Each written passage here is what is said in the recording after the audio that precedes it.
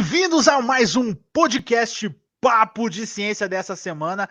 E esse programa aqui que você está aprendendo a gostar cada vez mais para falar sobre química, sobre as mais variadas ciências. E comigo, minha parceira de programa, tudo bem, Carol? Oi, Carlos. Oi, professor Marcos. Tudo bem, gente? Gente, hoje a Letícia não tá aqui com a gente porque ela está viajando, mas semana que vem ela tá de volta participando aí com a gente, tá bom? E, Carol, conta pra nós quem que é o camarada que tá hoje aqui com a gente. Fiquei sabendo que ele é o cara que manda em tudo isso aqui. Como é que é o nome dele? Apresenta ele pro pessoal que não conhece. O famigerado, né? O mais famoso, o mais comentado. Professor Dr. Marcos Nogueira Everling, né? Professor, seja bem-vindo ao nosso podcast. Mostra pra gente suas credenciais. Quem é você na fila do pão, professor? Opa, vai, que é isso. Eu sou pó, né, Carol? E ao pó voltarei. Mas é um privilégio muito grande estar aqui no Papo de Ciência, esse podcast sensacional que a BR Mais acaba de lançar, o Carlinhos aí à frente, junto com a Carol. E eu sou o Marcos Eberlin, sou professor, pesquisador, cientista, escritor, participante de podcasts também, e, sobretudo, em ciências, e a minha carreira foi construída com a arte da espectrometria de massas, que eu digo que não é nem mais uma técnica, é uma área da ciência hoje. Essa técnica maravilhosa que nos permite manipular íons na fase gasosa, e a partir dessa manipulação obter massa de moléculas, estruturas de moléculas, quantidades de moléculas, átomos, moléculas, íons, e, portanto, como química, a química é tudo, e tudo é química, não é, Carol? E química é feita com átomos, moléculas e íons, a gente tem acesso a praticamente todas as áreas da ciência, todas, desde a medicina, clínica, analítica, petroquímica, bioquímica, biologia, cosmologia, astronomia. Você não pode falar de astros sem discutir a sua composição química. A espectrometria de massas está em todos os cantos e todos os lugares, e eu tenho tido esse privilégio de trabalhar na área, ser um dos pioneiros da espectrometria de massas no Brasil, de certa forma, organizando essa sociedade maravilhosa que nós temos, e tenho tido esse privilégio de trabalhar com a técnica das técnicas. A área principal em ciências hoje, eu não tenho dúvida que é a espectrometria de massas. E então é um pouquinho aí um spoiler do que seria o Marcos na fila do pão, né, Carol? Sensacional. Professor. E Marcos, você quer fazer a primeira pergunta, Carol? Que daí eu ia falar sobre a escola, aproveitar que o Marcos está embalado. Pode falar, Para então. ele falar um pouco a respeito dessa escola aqui, gente, entre nós, em alto mar. Quem teve essa ideia foi genial, porque assim, cara, é uma proposta totalmente diferente. E como é que é levar a espectrometria em alto mar, Marcos? Explica aí quando é que vai ser essa escola, como é que tá as expectativas suas pro pessoal.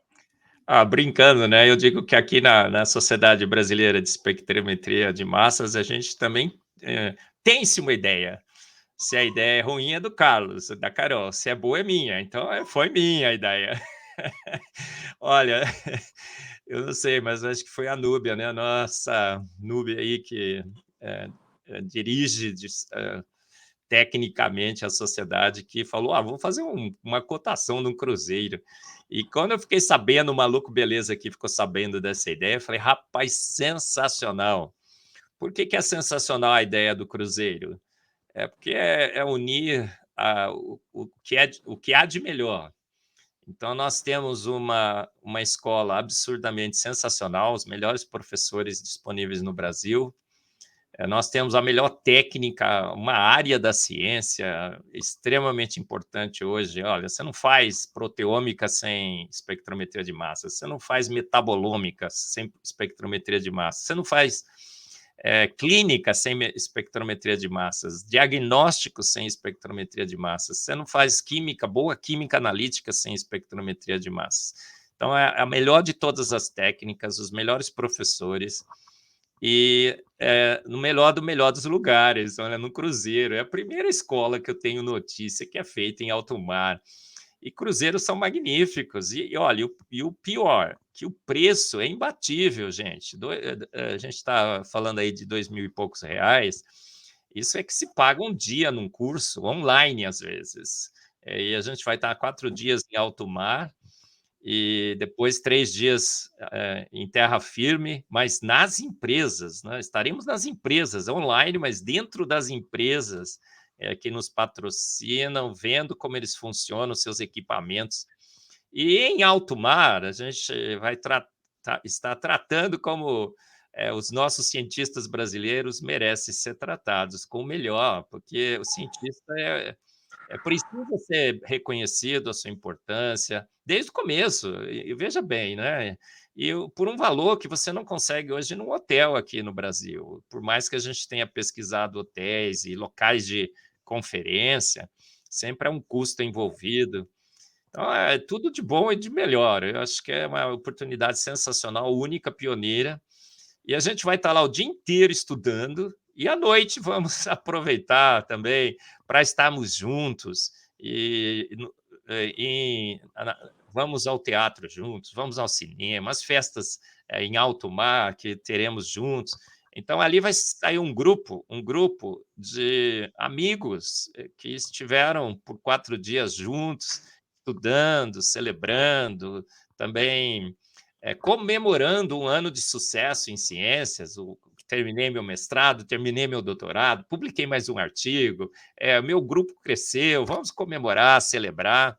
E essa união que vai acontecer durante a escola, como aconteceu nas escolas anteriores, você levará por toda a sua vida, porque você esteve junto ali.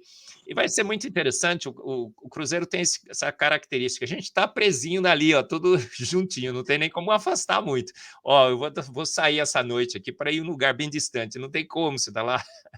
Então, estamos todos 4 dias muito juntos, num local magnífico, em alto mar, um cruzeiro fantástico.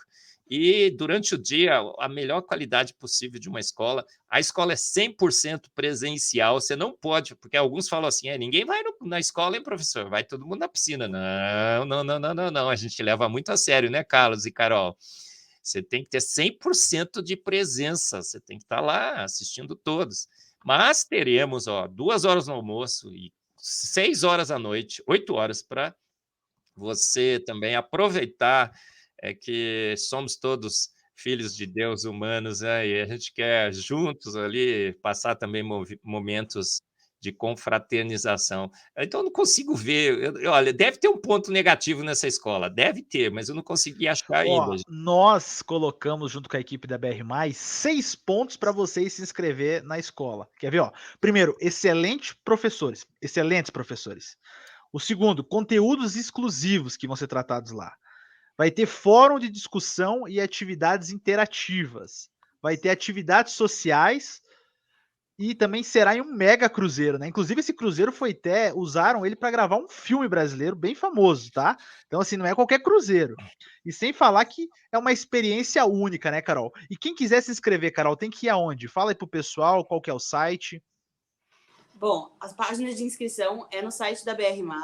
Lembrando a todos que as vagas são super limitadas, exatamente por ser uma experiência bem exclusiva que a gente está vendendo.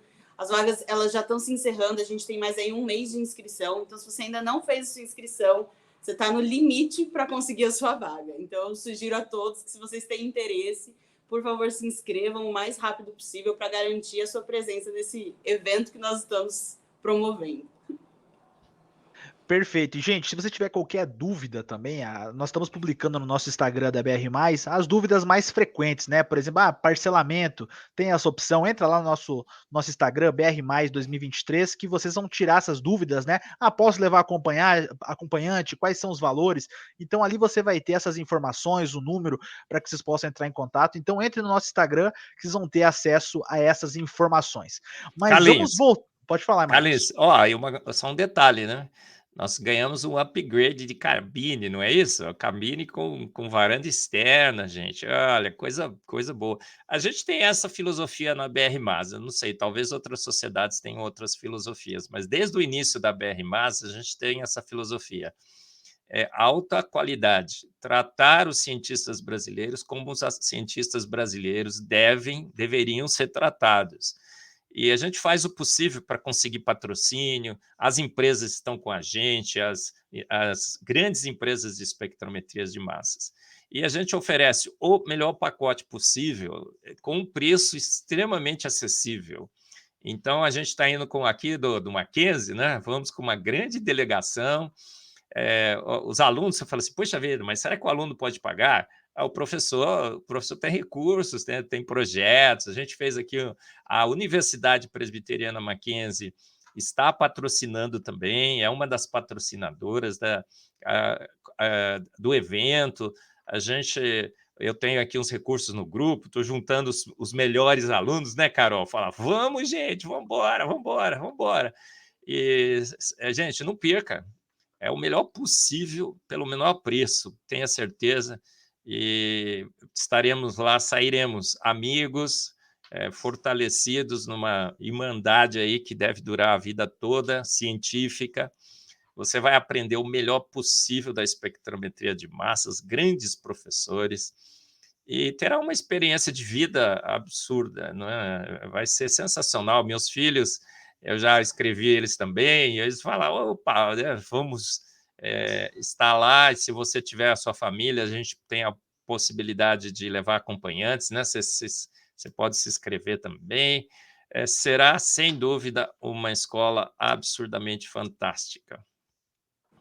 Bom, sensacional. Bom, e agora a gente vai falar um pouco mais sobre o Marcos Eberlin, conhecer um pouco mais sobre esse grande pesquisador. E Marcos, você é referência quando o assunto é pesquisa. E para aqueles que estão iniciando a carreira como pesquisador, quais são as dicas, né? O seu top 10, digamos assim, dicas que você teria para o pessoal que está iniciando essa carreira, que quer ser um pesquisador e não sabe por onde começar. O que você daria de conselho para essa galera? Olha, eu acho que todo pesquisador, quando você quer entrar na área de ciências, o seu objetivo não é ficar milionário, né? Vamos pensar assim, se você quer ganhar dinheiro, ficar milionário, ser um Elon Musk da vida e tudo mais, talvez tenha outras intenções. Vou abrir um negócio.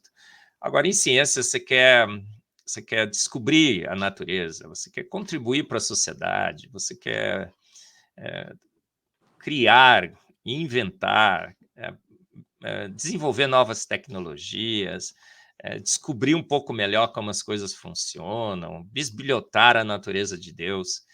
E com esse objetivo, você precisa estar animado. Você precisa estar animado. Você precisa acordar e todo dia querer correr para o laboratório. E, rapaz, vou fazer aquele experimento o mais rápido possível. Então, muitas vezes as pessoas não entendem como um cientista chega às 7 horas da manhã no laboratório e sai às 10, 11 horas para ir para casa. E no final de semana vem trabalhar também. Nas férias, ele fala, poxa vida, vou ter que tirar férias, né?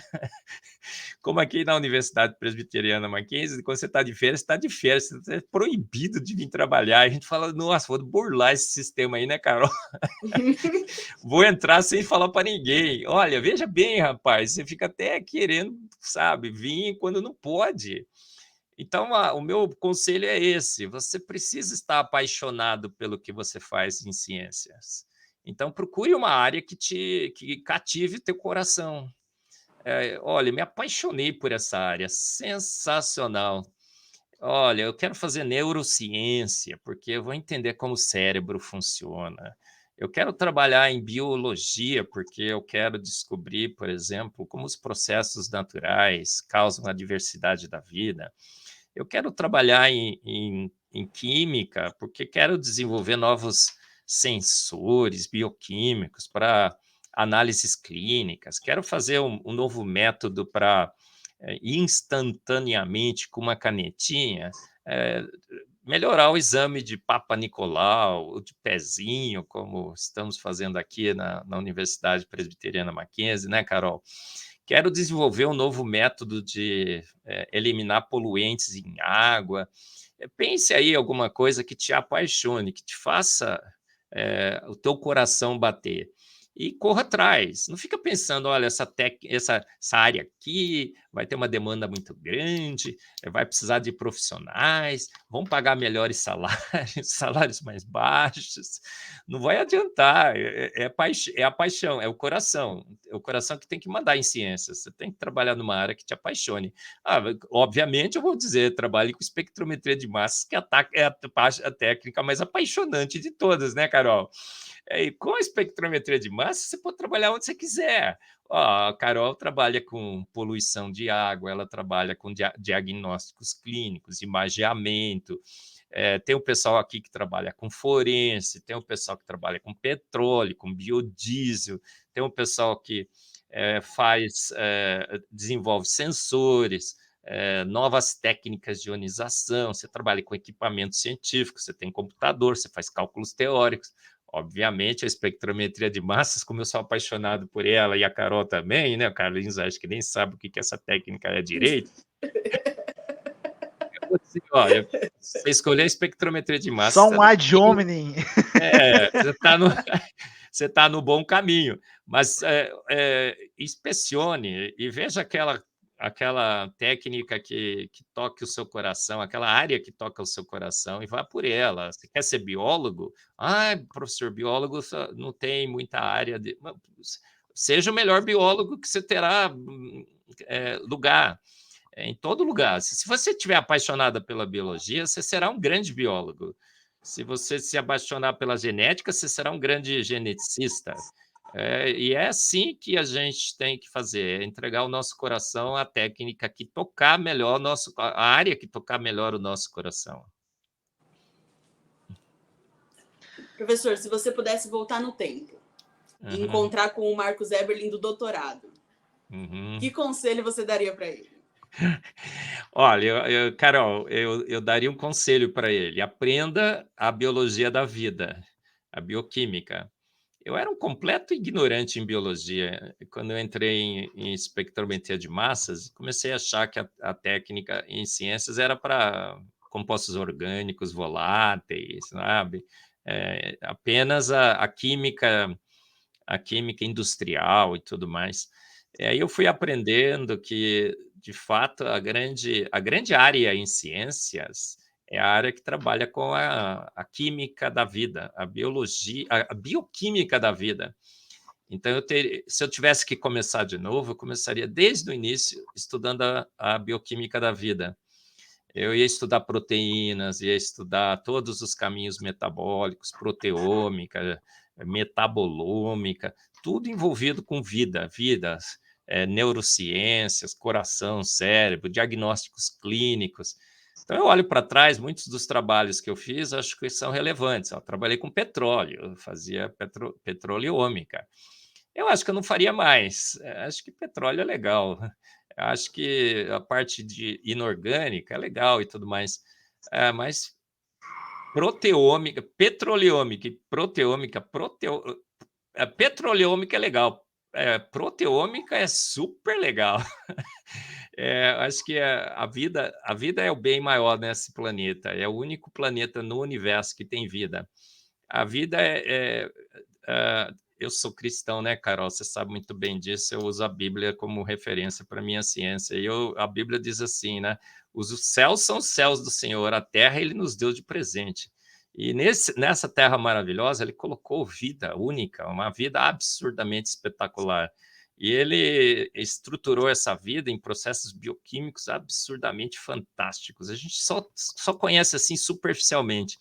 E você adentrar essa bioquímica da vida, o código genético, os genomas, todos os processos metabólicos que controlam a vida, e poder de alguma forma, contribuir para que esses processos sejam melhor mantidos. Por exemplo, a gente vê tantos problemas hoje com doenças degenerativas, diagnósticos clínicos, câncer, né, como a caneta do câncer faz, Papa Nicolau, o pezinho, isso é tudo a gente, né, feitos à imagem e semelhança desse grande Deus, contribuindo com a ciência para minimizar os males da humanidade como nós vemos hoje. Pô, tem área melhor que essa? Não, não tem, não tem. Eu voltaria a minha carreira e focaria toda ela no que eu estou focando hoje, aqui na Universidade Presbiteriana Mackenzie. Marcos, você percebe diferença entre a ciência aqui no Brasil, né, a pesquisa feita aqui no Brasil com a pesquisa feita no exterior? Qual que você acha que é a grande diferença e como é que você enxerga isso? Eu acho que a gente faz milagre aqui, Carlos, milagre. Eles fazem o que eles deveriam fazer, talvez, né? Os recursos que eles têm permite que eles façam. Eles têm muito mais recursos que nós, têm muito mais experiência, têm muito mais tradição, muito mais instituições, já tem um passado, né? Isso é muito importante em ciência, já tem laboratórios estabelecidos. O Cavendish Laboratory, lá em Cambridge, pensa bem, se entrar no laboratório daquele, milhares e milhares de projetos muito bem sucedidos, ganharam o prêmio Nobel com o Thomson, ganharam o prêmio Nobel com o Francis Crick desvendando o DNA e tudo mais. Você entra numa instituição dessa que transpira prêmio Nobel, você já está... E aí recursos que são muito mais facilmente capitalizados para essas instituições. Agora que no Brasil, um país que é conhecido pelo país do samba e futebol, veja bem, né? E da Fórmula 1, né? Samba, futebol e Fórmula 1. A gente fazer boa ciência, a boa ciência que nós fazemos é absurdamente um milagre, é um milagre. A ciência brasileira, ela faz milagres. Eu acho que antes a gente tinha pouco recurso, até agora a gente tem até uma quantidade razoável de recursos, mas o que a gente produz frente ao que a gente tem de tradição em ciência, de instituições e de condições de fazer ciência é milagroso. Veja a espectrometria de massas no Brasil. A gente tem uma sociedade hoje com mais de 3 mil membros. A gente faz o terceiro maior congresso de espectrometria de massas no mundo, hoje faz aqui no Brasil. Tem a Sociedade Americana, a ESMS, tem a Sociedade Internacional e os terceiros maiores congressos são feitos aqui no Brasil. A gente fez o Ibero-Americano lá no Rio, show, não foi, Carol? Você estava lá, né? O André, o Carlinhos também. Olha, o que a gente faz? Produção científica, grandes trabalhos científicos, centros de excelência no Brasil, grandes pesquisadores.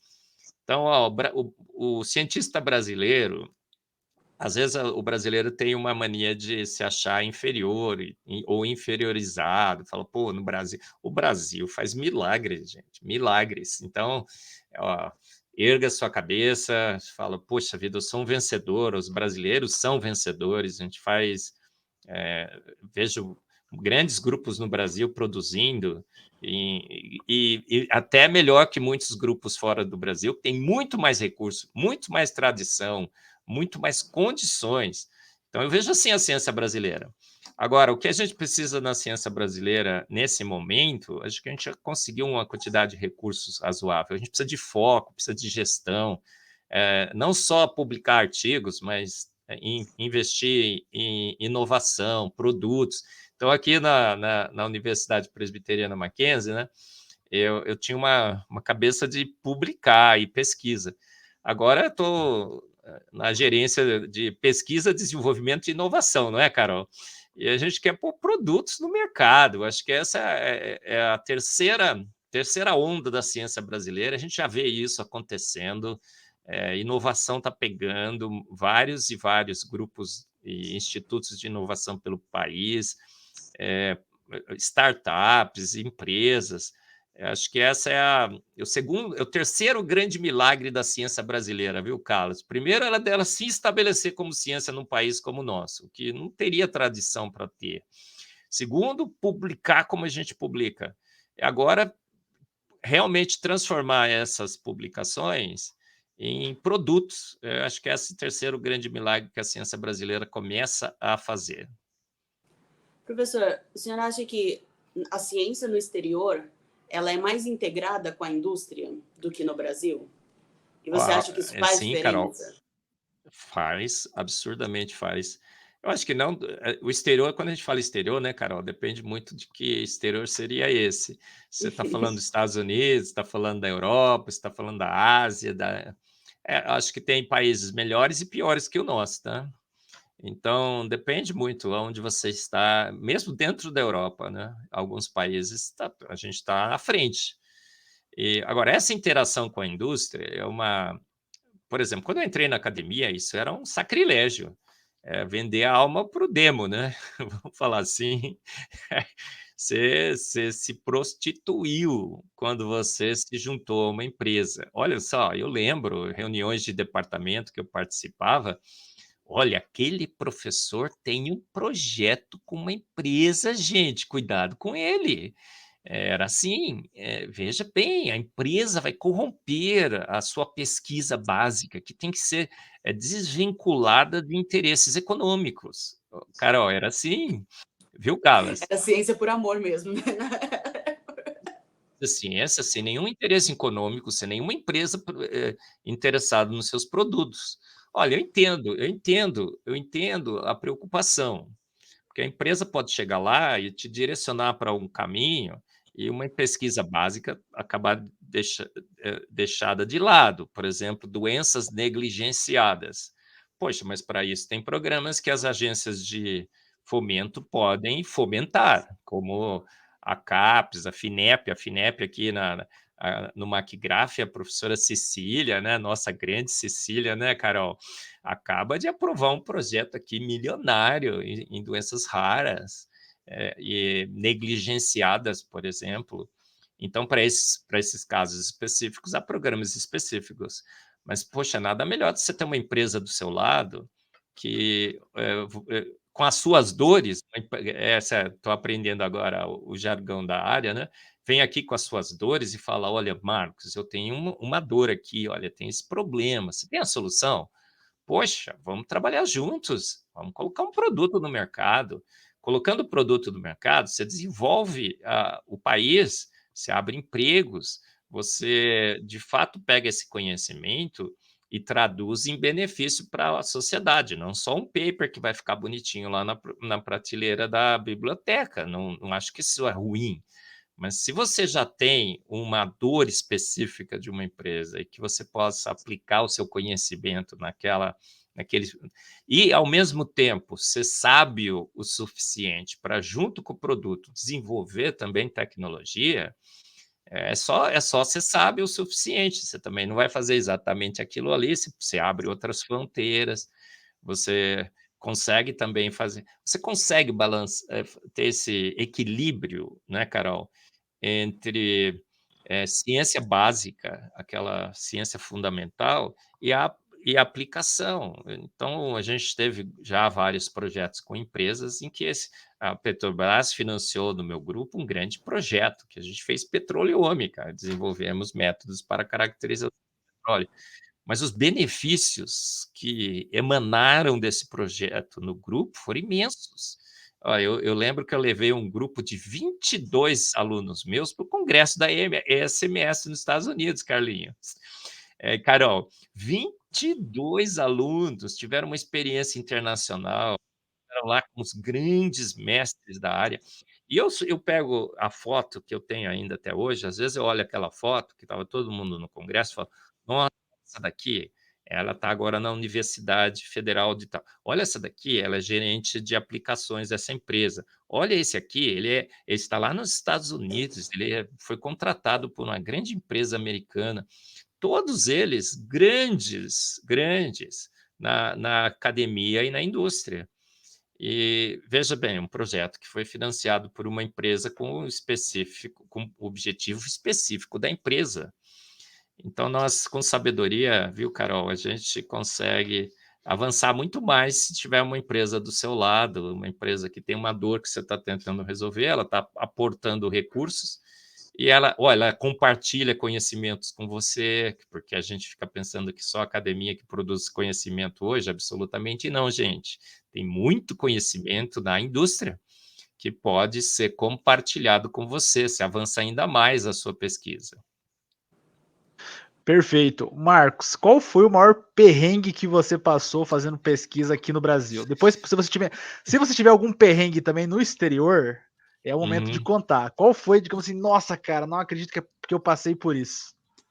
Eu acho que os perrengues são, às vezes, com a burocracia brasileira, não é? Burocracia brasileira. Eu vou contar uma. Uma vez eu ganhei um recurso e a gente foi para uma fonte de um equipamento. Aí eu peguei esse recurso da fonte e negociei, e junto com a fonte eu consegui o equipamento. Aí eu comprei a fonte mais o equipamento. Todo contentão aqui, o bobão, né? Pus lá no laboratório, falei, gente, ganhei um recurso para a fonte, junto veio o equipamento.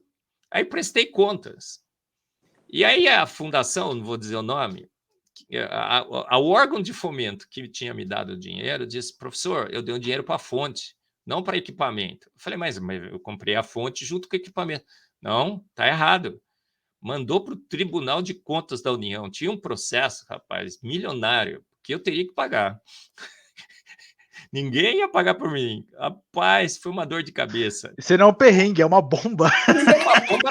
Eu esperava uma coisa mais tranquila, mas isso é uma bomba na Bem mão do mais cara. tranquila.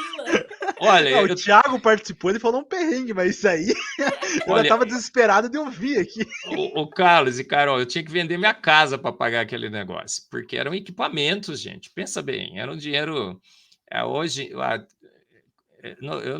era muita grana que eu não teria dinheiro para pagar. Chegou aí para o Tribunal de Contas, ele foi julgado pelo Tribunal de Contas. A instituição, a gente apelou várias vezes, ela não, está errado, professor, está errado, professor, está errado, professor. Até que chegou no Tribunal de Contas e Deus mandou o seu anjo lá. Só pode ter sido, viu, Carlos? Porque você sabe, né, que Deus, certo, parece que ele gosta de mim, rapaz, não sei. Ele, de vez em quando, Olha, põe se os você se melhores safou, se alunos. você se É. safou de uma bomba como essa, qualquer coisa, entendeu? Qualquer argumento é válido, Aí, rapaz. o Tribunal de Contas da União, alguém lá, um parecerista disse, não, o que é isso? Não sei por que esse processo chegou aqui. O professor não só comprou a fonte, mas junto comprou um equipamento. E foi um grande benefício para a ciência brasileira. Eu falei, luz nessa nação. Um iluminado, pelo menos, nessa nação, rapaz. E aí, pum, caiu o processo. E, olha, gente, muita coisa que acontece. Outros perrenhos, por exemplo, poxa, às vezes, olha, eu tive. Vou contar um perrenho para vocês. Essa aqui é. Uma vez, no meu laboratório, surge uma empresa que hoje é uma grande empresa. Não vou citar nomes aqui, só vou contar um milagre sem o santo, tá? Surgiu uma grande empresa que surgiu do meu laboratório. E, obviamente, eu contribuí para um pouquinho para que essa empresa fosse formada, a empresa se estabeleceu e tudo mais, tinha muitos de funcionários e tal. Aí eu recebi um processo. Olha, professor, você beneficiou essa empresa aí, né? Você fez isso. Olha, professor, o senhor está dando o seu tempo para aquela empresa. O senhor tem aqui um regime de dedicação integral à docência e pesquisa. Rapaz, abriram uma sindicância contra mim. Aí eu cheguei lá na sindicância e falei assim, cara, nos outros países eu estaria ganhando uma medalha, porque eu criei uma empresa, são vários e vários gente que está sendo contratada daqui mesmo, tá bom? A única coisa que eu fiz foi motivá-los, tudo mais. Fui lá, o que é isso? Fui 2, 3 vezes, não teria mesmo que eu tivesse ido, eu estaria contribuindo para a empresa e tudo mais. Claro que não deu em nada, mas foi o maior perrenho. Olha só, outra coisa, né? Quando você tenta. Isso todo mundo que entra em ciências tem que saber. Se você. Ninguém chuta cachorro morto, em primeiro lugar. Então, se você se destacar, você será perseguido. Porque cachorro que late muito, né? O pessoal gosta de chutar, tá bom?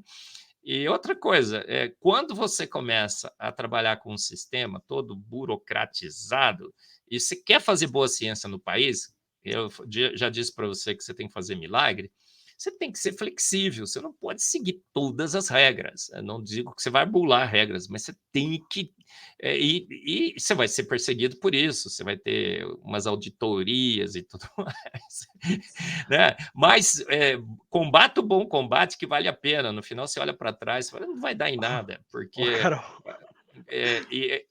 E aí a gente vai contribuir de fato para que o Brasil cresça. Você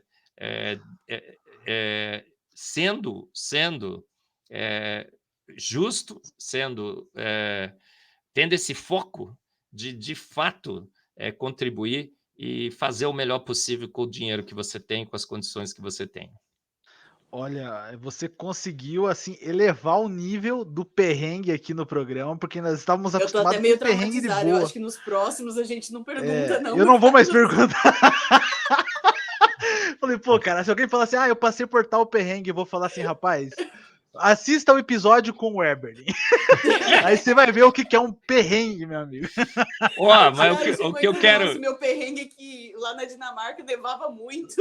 Nevava muito. Eu tinha que, sei lá, eu tinha que andar de bicicleta para chegar lá no laboratório. Caraca, agora eu tô impactado aqui. Os perrengues todos eu quero dizer que valeram a pena. Rapaz, eu passaria por 10 perrengues a mais, porque... Não, por favor, não. No final você olha... Só esses já você olha muito... Você olha para trás e fala, puxa, mas valeu a pena, rapaz. Como valeu a pena? Tantos que eu formei, olha, são mais de 200 alunos que se formaram comigo, mestres, doutores. Publicamos mais de 1.100 artigos até hoje. Estabelecemos uma área no Brasil. Então, saiba que as lutas virão, mas depois, quando você olha para trás e vê os perrengues que você passou, você fala, que legal. Os perrengues nos ajudam a ter ainda mais ânimo. Se uma barreira se ergue na sua frente, você pula. Se subiu a barreira, você tem que pular ainda mais. Quem não tem perrengues não tem história, né, Marcos? Não tem história. E quem não tem desafios não cresce. Não fez ciência, na verdade. Não fez ciência. Todo bom cientista no Brasil, que teve sucesso no Brasil, vai contar os perrengues piores que o meu, eu acho. Bom, é isso que nós vamos descobrindo aqui no Papo de Ciência. Aí nós vamos criar depois vamos fazer até no Instagram, né? Qual o maior perrengue que você ouviu no programa? Logo mais aí, depois quando tiver já uns 40 episódios, a gente vai pegar e vai fazer isso. Mas, Carol, faz a última pergunta aí para nós não estourar o tempo aí com o Marcos. Professor, a última pergunta. Você falou dos seus números. É impossível não reconhecer o seu currículo Lattes, né? E se você tivesse alguma dica para alguém que quer escrever um artigo científico, por onde essa pessoa começa e como é que ela tem sucesso? Ela começa acessando a página do Journal of the Brazilian Chemical Society, tem um artigo lá, Impress, a arte The Art of Scientific Writing, que eu escrevi junto com o professor Breno, lá da Universidade de Brasília, um artigo, modéstia à parte, sensacional, em que Breno e eu resumimos nesse artigo nossa experiência com anos e anos e anos de publicação. O Breno é um craque em escrever, em publicar, tem publicado excelentes artigos nas melhores revistas do mundo, e eu também tenho uma experiência aí de 1.200 agora, hein? 1.200 artigos científicos, né, Carol? E esse artigo que escrevemos para o JBCS, lá online já tem quase 2.000 visualizações. É uma prova de que as pessoas estão vendo, gostando e indicando para outros. E lá eu fiz um resumo, junto com o Breno, das principais dicas de como escrever artigos. Acho que nós, em ciência, somos o que fazemos no laboratório, os dados que produzimos? Não. Você pode ter um monte de dados excelentes, mas se você não fizer bom uso desses dados, você não vai falar a ciência. Você tem que pegar esse dado e transformar num artigo, numa patente, num seminário, numa palestra. Então, eu digo que o cientista é o que coleta em dados, sim, mas é o que fala e o que ele escreve, o que ele fala e o que ele escreve. Então, bom cientista tem que escrever bem, tem que ser preciso, conciso nos seus artigos. Artigos bons são artigos longos? Não, menos, em ciência, menos é mais. Menos é mais. Aston escreveu uma nota de um parágrafo e com aquela nota ganhou o prêmio Nobel em química, com uma nota de um parágrafo. Então, menos é mais. Então, você aprenda a escrever. Leia. Eu tenho aqui uma coleção de 14 livros que, quando eu comecei a escrever os meus primeiros artigos, eu comprei a arte de escrever bem em inglês, né? Mas tanto faz a língua. E ser conciso, exato, preciso. E eu ainda estou aprendendo. Todo artigo novo que eu pego e vou escrever, eu falo, nossa, eu leio depois que está publicado, falo, já podia ter sido melhor. Então, o meu conselho é esse, ó. Comece pelo artigo no JBCS, mas tem vários livros, aprenda, se especialize na arte de escrever bem. Você tem que escrever bem, tem que ser um craque em apresentar os seus resultados. Eu digo, olha, um resultado razoável pode render um prêmio Nobel. Um resultado muito bom pode ficar esquecido na literatura. Qual é a grande diferença? A forma que você apresenta. Não tenha dúvida. Como você divulga, como você apresenta, como você descreve aquele resultado, como você contextualiza para que jornal que você vai mandar, como você vai escrever. Tem gente, por exemplo, né, a gente brinca aqui no laboratório, né, Carol, que nunca termina, porque também tem medo de publicar, tem medo de resumir. Não, gente, tem uma quantidade boa de resultados que já vai ser significante, seja focado no seu trabalho, contribua para o desenvolvimento da ciência e escreva o melhor artigo possível, conciso, exato, consistente, coerente, claro, e bem estruturado. Você terá sucesso na sua carreira e nas suas publicações. Sensacional, Marcos. Muito obrigado pela tua participação aqui. Foi sensacional. Carol, demais também as suas perguntas, foi muito bom. E todos vocês que assistiram ao nosso programa até agora, muito obrigado pela audiência de vocês. Não se esqueçam de se inscrever no canal, deixar o like e compartilhar para o máximo de pessoas. E, gente, também uma coisa muito importante, se inscreva na nossa 4ª escola de espectrometria de massas, lá em www.brmais.com. O link está aqui na descrição desse vídeo, basta você acessar e você já vai conseguir entrar direto lá na página. Pessoal, muito obrigado e até o próximo Papo de Ciência.